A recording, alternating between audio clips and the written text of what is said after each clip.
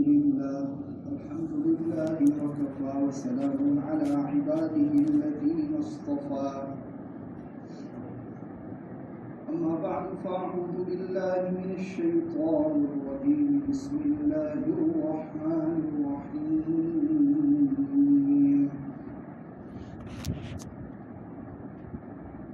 إن الصلاة تنهى عن الفحشاء والمنكر وقال تعالى وَلَقَدْ آتَيْنَا لُقْمَانَ الْحِكْمَةَ أَنِ اشْكُرْ لِلَّهِ وَمَنْ يَشْكُرْ فَإِنَّمَا يَشْكُرُ لِنَفْسِهِ وَمَنْ كَفَرَ فَإِنَّ اللَّهَ غَنِيٌّ عَنِ الْعَالَمِينَ صدق الله العظيم ونحن على ذلك لمن الشاهدين والشاكرين والحمد لله رب العالمين.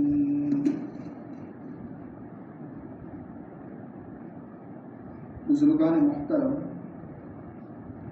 اور میرے عزیز ساتھیوں، اللہ تبارک و تعالی کا بے حد احسان ہے، اس نے ہمیں ایمان کی نعمت سے سرفراز فرمایا.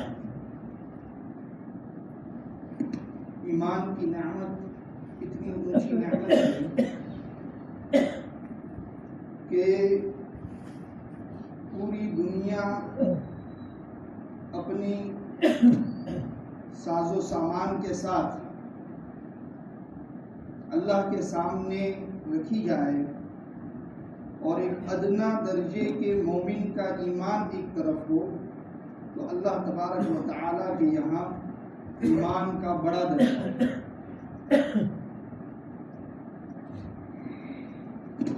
اللہ کے رسول صلی اللہ علیہ وسلم نے ارشاد فرمایا ہے کہ دنیا اگر اللہ تعالیٰ کے نزدیک مچھر کے پر کے برابر بھی ہوتی تو کافر کو پانی کا ایک گھونٹ بھی نصیب نہ ہوتا. یعنی دنیا اگر نعمت کا ٹیمپریچر ہوتی، یعنی جس کو جتنی دنیا مل رہی ہے وہ اللہ کا اتنا محبوب ہے،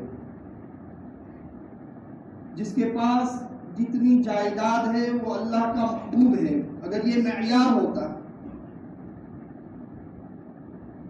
تو کافر تو ہمیشہ اللہ کے ساتھ شرک میں مبتلا رہتا ہے، ہمیشہ اللہ تبارک و تعالیٰ کو ناراض کرتا ہے، ہمیشہ اللہ تبارک و تعالیٰ کا انکار کرتا ہے، حتیٰ کہ کبھی کبھی وہ اللہ کو گالی بھی دے دیتا ہے اور نبی کو بھی گالی دے دیتا ہے.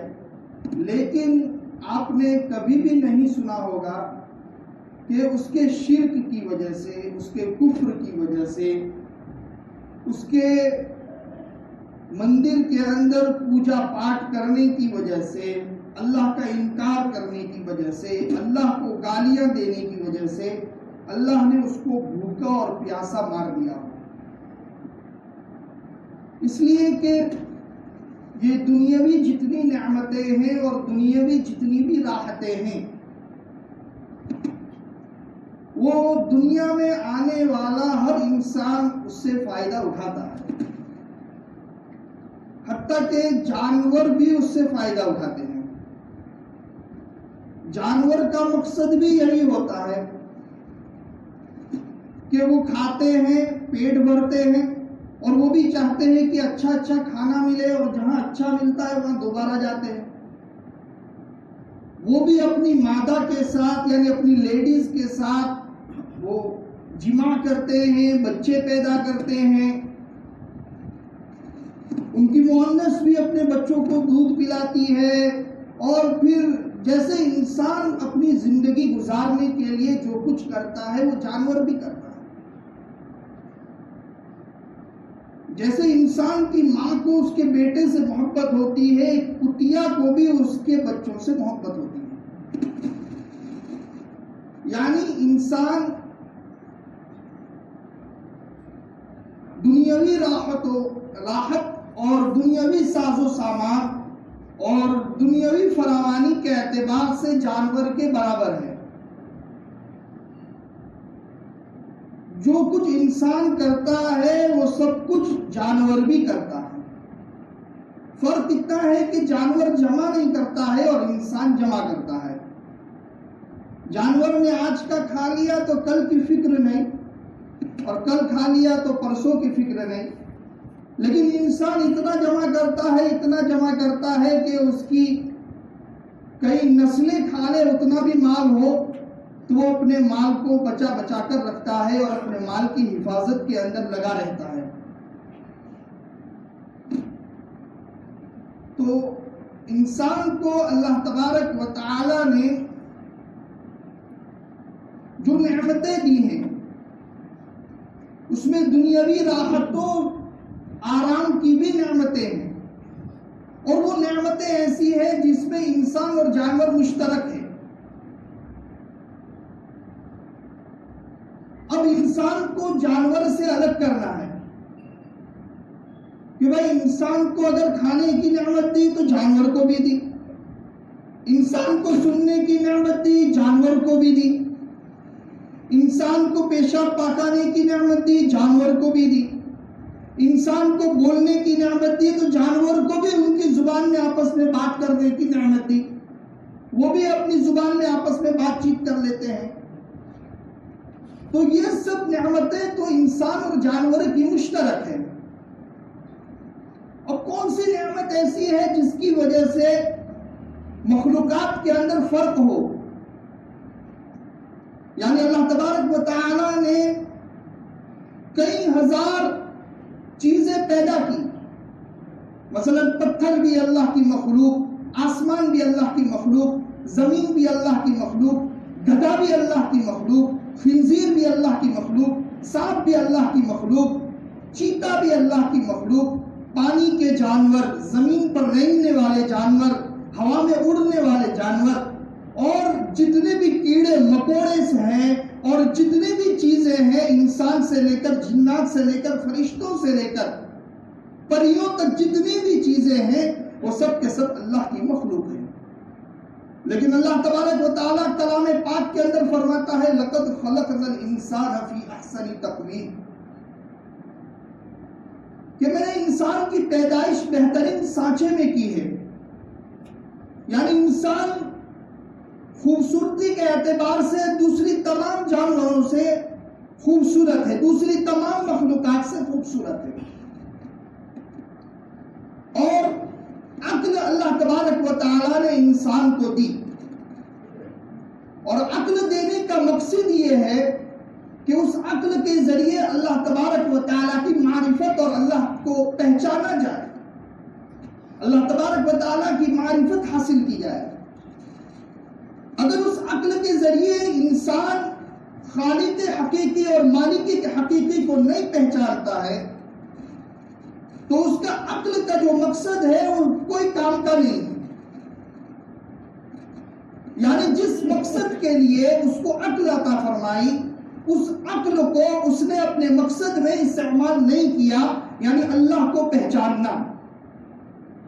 اب انسان دنیا میں انجینئر ہے، دنیا کے اندر بڑے بڑے قانونوں کو جانتا ہے اور بڑی بڑی باریکیوں کو جانتا ہے، ڈاکٹر ہے، چاہے وہ کتنا ہی بڑا ماہر ہے، کسی بھی فن کا ماہر ہے، وہ بڑا علم کا رکھنے والا ہے، علامہ ہے، اور بہت ہی زیادہ اس کے پاس نالج ہے، لیکن اگر وہ اپنے مالک کو نہیں پہچان رہا ہے، اپنے خالق کو نہیں پہچان رہا ہے، اپنے مالک حقیقی کو نہیں پہچان رہا ہے، اپنے رب اور اپنے پروردگار کو نہیں پہچان رہا ہے، تو اس کی عقل کا کوئی فائدہ نہیں ہے۔ یعنی اس کی عقل پھر ویسے ہی ہو جائے گی جیسے جانور کی عقل، کہ جانور کی عقل کیا کام کرتی ہے، کہ جانور کی عقل کھانا تلاش کرتی ہے، کھانا کھاتی ہے اور پاخانہ کرتی ہے، سو جاتی ہے، اپنی بیوی اپنی عورت کے ساتھ جمع کرتی ہے، اور یہی عقل چلتی ہے، جانور کی عقل اس سے زیادہ کام نہیں کرتی۔ تو انسان اور جانور دونوں پھر اس عقل میں برابر ہو جاتے ہیں۔ یعنی جس عقل کے ذریعے انسانوں اور جانوروں میں فرق ہونا چاہیے، اگر اس عقل کو انسان خالق حقیقی مالک حقیقی کو پہچاننے میں نہیں لگاتا ہے، اس کی معرفت حاصل نہیں کرتا ہے، تو وہ عقل جانوروں کے برابر ہو جاتی ہے۔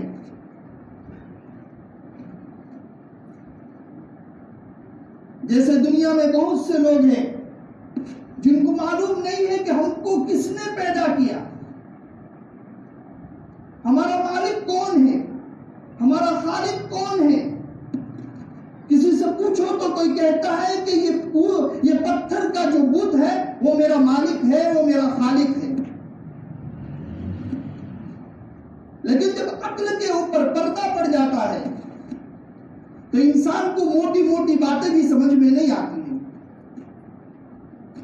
اللہ دلوں کے اوپر مہر لگا دیتے ہیں تو ہدایت کے کام اور ہدایت کی باتیں اس کے عقل کے اندر نہیں آتی ہیں۔ دلوں پر مہر اس طریقے سے لگتی ہے کہ اس پتھر سے اپنے خالق کو بنا رہا ہے اور اسی پتھر کو بیچ رہا ہے، اور اسی پتھر کو وہ نہ بکنے کے اوپر دھول کے اندر پڑا رکھتا ہے، اور پھر بھی اس کو کوئی پوچھتا ہے تو کہتا ہے کہ یہی میرا خالق ہے اور یہی میرا مالک ہے۔ اس پتھر کے بت کے اوپر مکھی بیٹھ جائے تو اس کو اڑانے کی بھی اس میں طاقت نہیں ہے، لیکن پھر بھی اس کو کہتے ہیں اور اس کو پوچھتے ہیں، وہ کہتا ہے کہ یہی میرا خالق اور یہی میرا خدا ہے۔ تو اس نے عقل کو جس جگہ پر استعمال کرنا چاہیے تھا اس جگہ پر استعمال نہیں کیا۔ اگر عقل کی صحیح استعمال کرتا، عقل کو صحیح جگہ پر لگاتا، تو اس کو معلوم ہوتا کہ میرا مالک کون ہے اور میرا خالق کون ہے۔ اب بہت سے حضرات وہ ہیں جو جانتے ہیں کہ میرا مالک اللہ ہے اور میرا خالق اللہ ہے، تو عقل کا جو مقصد تھا اس میں تو کامیاب ہو گئے، لیکن کام وہی کرتے ہیں جو جانور کرتے ہیں۔ یعنی مالک اللہ ہے، خالق اللہ ہے، اور مالک کا قرآن موجود ہے، خالق کا نبی موجود ہے، رسول موجود ہے، اور مالک نے دنیا میں اپنی عبادت کے لیے پیدا کیا ہے، مالک نے اپنی عبادت اور اپنی پرستش کے لیے انسان کو وجود بخشا ہے، انسان کو دنیا میں بھیجا ہے۔ اب اگر وہ انسان اپنی عقل کو اتنا ہی کام میں لائے کہ بھائی میں جانتا ہوں کہ میرا اللہ ہے، میرا مالک خدا ہے، میرا مالک اللہ ہے، میرا رب اللہ ہے، مجھے پالنے والا اللہ ہے، مجھے زندگی بخشنے والا اللہ ہے، مجھے موت دینے والا اللہ ہے، تو بس عقل کا جو مقصد ہے اس میں تو کامیاب ہے، لیکن اس کے بعد کا جو مقصد ہے، یعنی مقصد کے حصول کے بعد اس کا جو تقاضا ہے، اس تقاضے کے اندر وہ ناکام ہے۔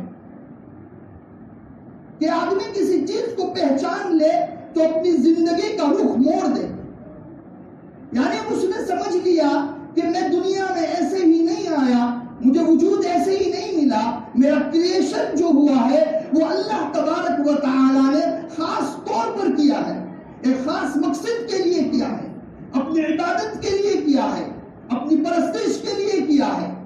تو جب انسان اس مقصد کو سمجھ لے اور اس کو جان لے تو اس کا فرض یہ بنتا ہے کہ اپنی زندگی کو خالق اور مالک کی چاہت کے اندر، خالق اور مالک کے فرمان کے مطابق، خالق اور مالک کے قرآن کے مطابق، خالق اور مالک کی رسول کے مطابق اپنی زندگی کو ڈھالنے کی کوشش کرے۔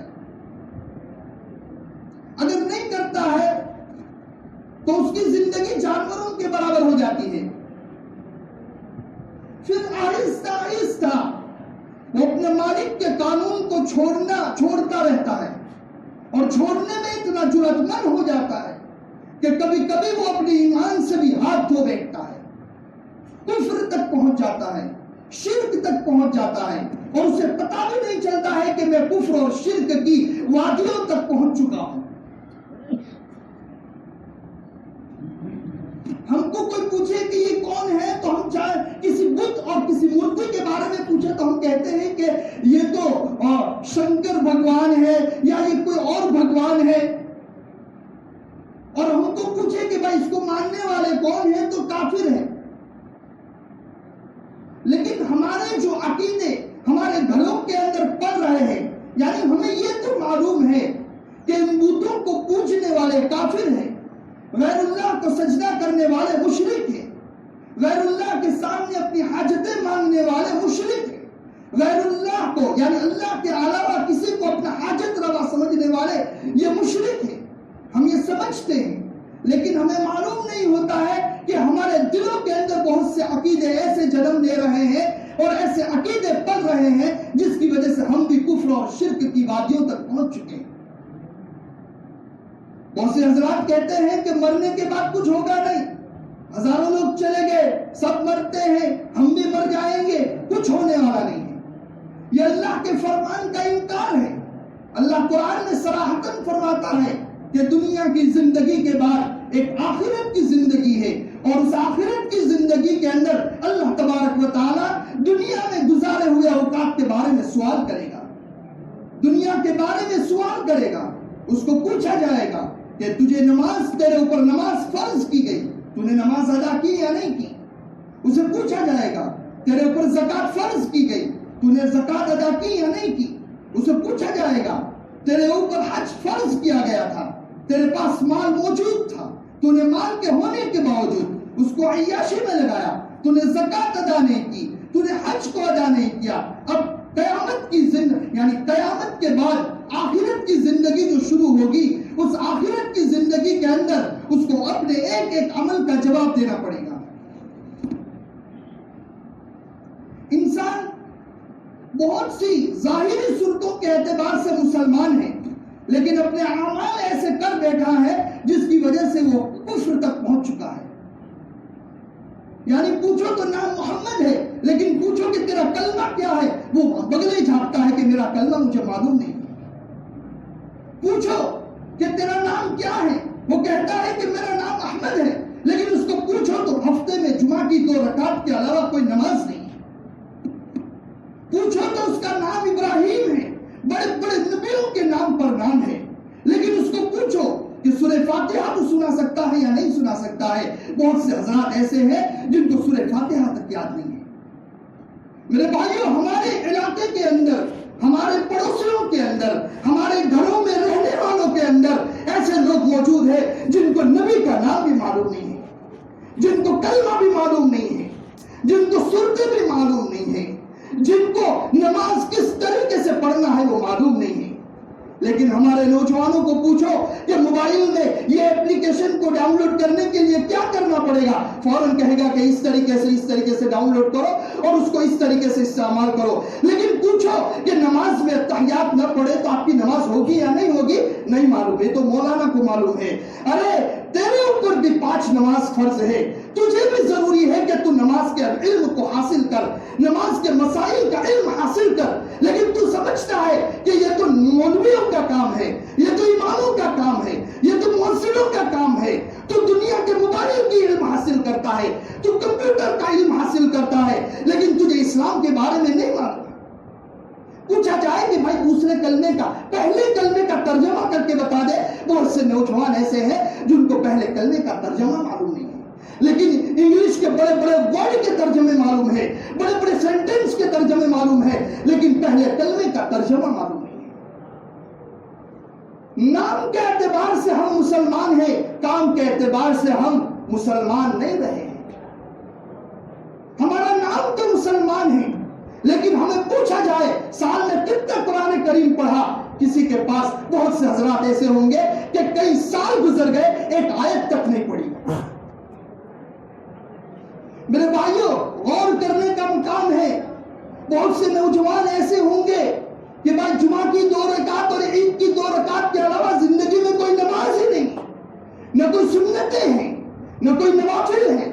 میرے بھائیوں، چلو نوافل کا چھوڑو، سنن موقدہ کا حال دیکھنا ہو جمعہ کے بعد دیکھ لیجئے کتنے لوگ ایسے ہی نکل جاتے ہیں. کیا معلوم نہیں ہے کہ سنن موقدہ پڑھنا ضروری ہے؟ کیا معلوم نہیں ہے کہ اللہ کے رسول نے اس کو کبھی نہیں چھوڑا ہے؟